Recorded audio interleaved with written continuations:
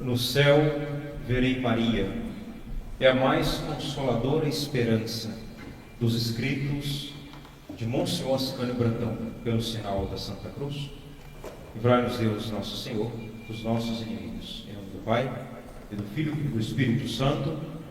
Ave Maria, cheia de graça, o Senhor é convosco. Bendita sois vós entre as mulheres, bendito é o fruto do vosso ventre, Jesus. Santa Maria, Mãe de Deus, rogai por nós, pecadores, agora e na hora de nossa morte. Reverendíssimo Padre Everaldo, a quem agradeço o convite, foi meu formador, agradeço pelo tempo de formação no seminário diocesano, Maria Imaculada, a Sagrada Teologia, também orientador da minha monografia na Mariologia. Reverendíssimo Padre Mateus, Reverendíssimo Padre Arthur, caros seminaristas, reverendas irmãs, senhor prior, senhora priora, demais irmãos e membros da Ordem Venerável do Carmo, Ordem Terceira. Podem sentar-se. Louvado seja o nosso Senhor Jesus Cristo e sua Mãe Maria Santíssima. Como foi mencionado o tema, Maria, estrela vespertina, Nossa Senhora é consolação no ocaso da vida. Maria Santíssima é consolação no ocaso da vida, pois ela alcançará de Deus para nós a graça de vê-la no céu. É essa a nossa consolação e esperança. Assim, iniciei esse sermão, e de fato é consolação e esperança, como diz Monsenhor Ascânio Brandão. No céu verei Maria, é a mais consoladora esperança que temos. Poderia se perguntar, mas não seria ver a Deus a nossa maior consolação e esperança? Sim, mas é necessário vê-la, porque ela é a porta do céu. De fato, Deus é, como fim último do homem, a nossa consolação e esperança. Mas, antes de se chegar a Ele, é necessário vê-la, porque ela é a porta do céu. Deus veio por meio dela, e como Deus não muda, Deus é o mesmo ontem, hoje e para sempre. É assim a doutrina de São Luís, de Montfort. Deus escolheu um caminho para vir a nós, e é óbvio que Deus não vai mudar, Deus não vai se enganar e nos enganar, jamais. Então o caminho que Ele veio foi através dela. Ora, a conclusão é óbvia. Vamos também, de um modo mais rápido, fácil, santo, agradável, por meio dela. Nós até costumamos cantar: com minha mãe estarei na santa glória um dia, ao lado de Maria no céu triunfarei. Ou ainda o hino dedicado à Imaculada Conceição, que diz: se é tão doce confiar em vós, que alegria não será vos ver, concedei-nos, Mãe de Deus, vos saudar lá no céu. Essa é a grande consolação e esperança nossa, vê-la no céu. Assim, foi na vida dos santos. E o venerável Fulton Sheen, aquele bispo norte-americano, falecido em 79, ele diz exatamente isso. Veja a esperança, a virtude teologal da esperança heróica desse homem. Ele diz: espero, veja, a esperança, no dia do meu julgamento, ouvir essas palavras. Ouvir de Jesus. Ele diz, e Jesus dizendo: ouvi minha mãe falar de ti. Essa é a esperança dele, de um venerável, de um santo. Mas, caríssimos irmãos e irmãs, para vê-la no céu é necessário passar pela morte. Permita-me citar um senhor, com todo respeito, um senhor, um teólogo de saudosa memória, Joseph Ratzinger. Ele diz assim: o mundo burguês, no livro Escatologia, o mundo burguês esconde a morte. A tendência a esconder a morte é efetivamente apoiada pela estrutura da sociedade moderna. Estrutura, ou seja, o mundo está como que configurado para abafar, sonegar o fato da morte. O livro do Eclesiástico, capítulo 7, versículo 40, diz: em tudo o que fizeres, lembra-te do teu fim e jamais pecarás. Eu sei que não está na moda falar da morte, mas está na Escritura. E mais, o Eclesiástico continua: lembra-te de que a morte não tarda. Eclesiástico 14, 12. E ainda, Eclesiástico 40. Uma grande inquietação foi imposta a todos os homens, e um pesado jugo acabrunha os filhos de Adão, desde o dia em que saem do seio materno até o dia em que são sepultados no seio da terra. Seus pensamentos, os temores de seu coração, a apreensão do que esperam e o dia em que tudo acaba. A morte, como dizia um outro venerável, um servo de Deus, o Chesterton, filósofo católico do século passado, ele dizia que a morte é um dogma, visto que não há dúvida a respeito dela. Ou ainda, o grande padre Antônio Vieira dizia que, em certo aspecto, a morte ela é terrível. Porque ela é única, ela é certa, mas no momento incerto.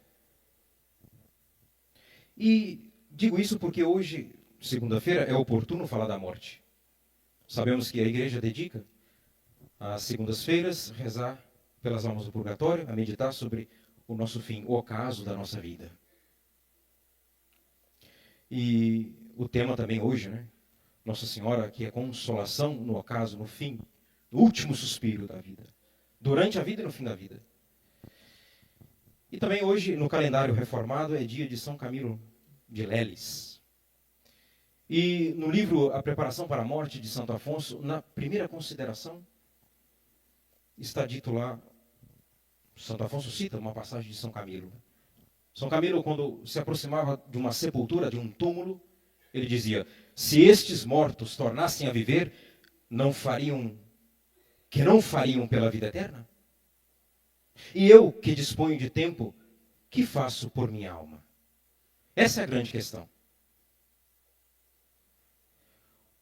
E eu aprendi assim, um pouco a falar essa questão de morte, e é necessário meditar, pensar, rezar, com ninguém mais, ninguém menos do que nosso Senhor Jesus Cristo. O próprio Verbo encarnado, nosso Senhor, falava constantemente da morte, deste ocaso da vida, do entardecer da vida. Por exemplo, os 3 anúncios da paixão, como que uma ladainha, ele vai falando da sua morte. Marcos capítulo 8, Marcos capítulo 9, Marcos capítulo 10. Uma insistência de nosso Senhor. E mais, São João capítulo 13, antes da festa da Páscoa, sabendo Jesus que chegara a sua hora de passar deste mundo para o Pai. Depois, João 12, São João. Presentemente, diz nosso Senhor, a minha alma está perturbada, mas que direi? Pai, salva-me desta hora, mas é exatamente para isso que vim a esta hora. A hora de nosso Senhor, o ocaso da vida dele, o fim. E, novamente, o venerável Fulton Sheen, com relação a essas passagens, ele afirma: nosso Senhor veio à Terra não para viver, mas para morrer. A morte, para a nossa redenção, era a meta de sua estada aqui, o ouro que ele buscava. Nosso Senhor veio para morrer. Quem quiser conservar a sua vida, vai perdê-la, diz nosso Senhor. Voltemos à pergunta de São Camilo de Lemes. E eu, que disponho de tempo, que faço por minha alma? Essa é a grande pergunta desta noite. Dentre, caríssimos irmãos e irmãs, dentre tantos atos de devoção e piedade que podemos e devemos, aliás, mais do que podemos, devemos fazer, é o de crescer na devoção a Nossa Senhora. Portanto, nada, como condenava São Luís de Montfort, nada, absolutamente nada de devoção crítica, escrupulosa, exterior, presunçosa, inconstante, hipócrita e interesseira. Mas, o contrário, diz ele, os verdadeiros devotos. Uma devoção interior, confiante, santa, constante e desinteressada. Aqui está o caminho do crescimento da devoção a Nossa Senhora. Sim, crescer na devoção mariana, porque ela é sinal, vejam bem, sinal de predestinação. Quem usa essa expressão é o padre Garrigou-Lagrange, grande teólogo do século passado. É óbvio que nós não cremos na predestinação, como algumas linhas protestantes, o calvinismo, segundo a teoria de que Deus cria algumas pessoas já para a salvação eterna e outras para a condenação eterna. Ora, isso é contrário à Escritura, obviamente. Deus quer que todos se salvem e cheguem ao conhecimento da verdade. Esse é o desejo de Deus. Eu vim para que todos tenham vida. Vida aqui, que nós estamos falando, vida eterna. E tenham em abundância. Não se trata de predestinação. Trata-se aqui de sinais. E o padre Garrigou-Lagrange diz assim: se não podemos estar certos de antemão de obter a graça da boa morte, e ele citando o Papa São Pio X, ele diz, é a graça das graças, a da boa morte. Se não podemos estar certos de antemão de obter a graça da boa morte, há, no entanto, sinais de predestinação. Sobretudo os seguintes, guardem isso. Deveríamos ler isso aqui de joelhos. Os seguintes sinais. Primeiro, a preocupação de se preservar do pecado mortal. Ponto. Segundo, o espírito de oração. Veja, não somente atos de oração. Espírito, vida de oração. Aquela expressão tão bonita que contém na Sagrada Escritura, talvez seja a definição mais bonita de oração, que Deus diz a Abraão, anda na minha presença. Terceiro, sinal de predestinação, a humildade que atrai a graça. Mais um sinal, a paciência na adversidade, as contrariedades da vida, os sofrimentos, calúnias, perseguições, doenças. Mais um sinal, o amor ao próximo. Outro, a assistência aos aflitos. E agora vem uma devoção sincera a Nosso Senhor e Sua Santíssima Mãe. E o padre Garrigou, no texto, ele continua dizendo que com relação a Nosso Senhor, ele vai citar a devoção do Sagrado Coração de Jesus. A comunhão reparadora das 9 primeiras sextas-feiras. Ele não fala dos 5 primeiros sábados, mas aqui a gente completa. No dia 10 de dezembro de 1925, Nossa Senhora então ensinou a irmã Lúcia, inclusive irá completar 100 anos, em dezembro próximo. Então temos a graça, quem começar o primeiro sábado do mês que vem, termina exatamente em dezembro. O centenário dessa devoção aqui. E Nossa Senhora ensinou a irmã Lúcia a devoção reparadora dos 5 primeiros sábados.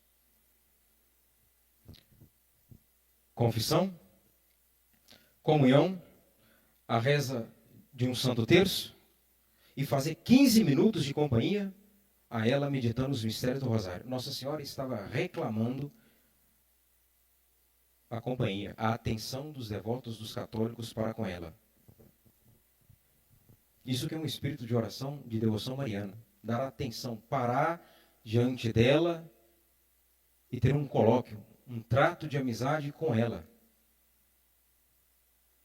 E fazendo isso, desapego, é claro, dos pecados, O que ela promete? Eu, diz Nossa Senhora, prometo assistir-lhes na hora da morte. Existe consolação e esperança maior do que isso? Me diga. Não existe, impossível. Eu prometo assistir-lhes na hora da morte com todas, absolutamente todas as graças necessárias para a salvação. E permitam-me 2 exemplos com relação a essa consolação no fim da vida. Nas últimas 2 semanas eu fui a casa, a Minas, e fui conversar com o meu tio, que assistiu o meu avô nos últimos momentos, no ocaso da vida dele, no entardecer da vida dele. E meu avô veio do hospital na quinta-feira, naquela semana, morreu inclusive em maio, mês de Nossa Senhora, muito devoto de Maria Santíssima. Na quinta-feira ele disse para o meu tio, eu fui lá conferir novamente essa história. Na última quinta-feira agora. Meu avô disse para o meu tio, Maria Santíssima já me disse, ela irá me buscar no dia dela. Compreendem? Na mesma semana, no sábado, ele terminou de tomar o leite. Foi o tempo do meu tio ir à cozinha e voltar. Ele já estava nos últimos suspiros, no ocaso da vida dele. Morreu no dia de Nossa Senhora, no sábado. Maio de 2007. Um outro testemunho.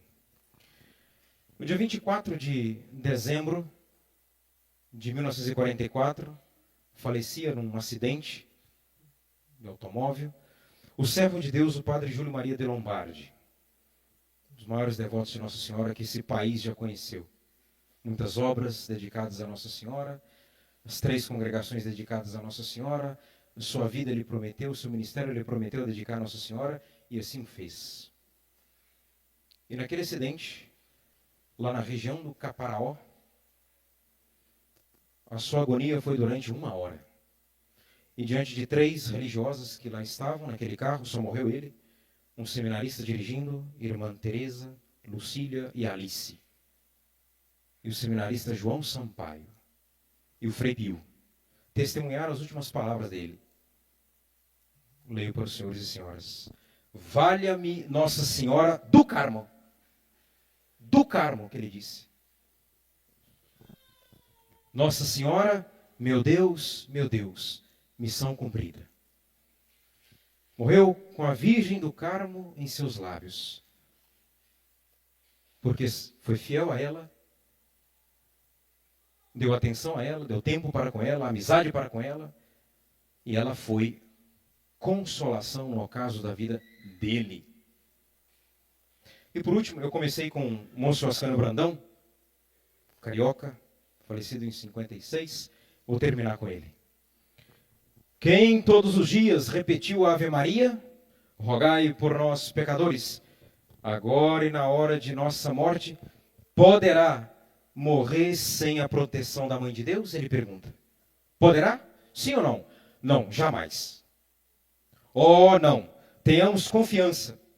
Se o pensamento da morte nos horroriza, se temos receio dos últimos combates da agonia, confiança em Nossa Senhora, não seremos desamparados. Ó Virgem Santíssima, não permitais que eu viva nem morra em pecado mortal. Em pecado mortal não irei de viver nem morrer, porque a Virgem Santíssima há de me valer. Livrai-nos, Senhor, da morte súbita e imprevista. Louvado seja nosso Senhor Jesus Cristo. Em nome do Pai, do Filho e do Espírito Santo.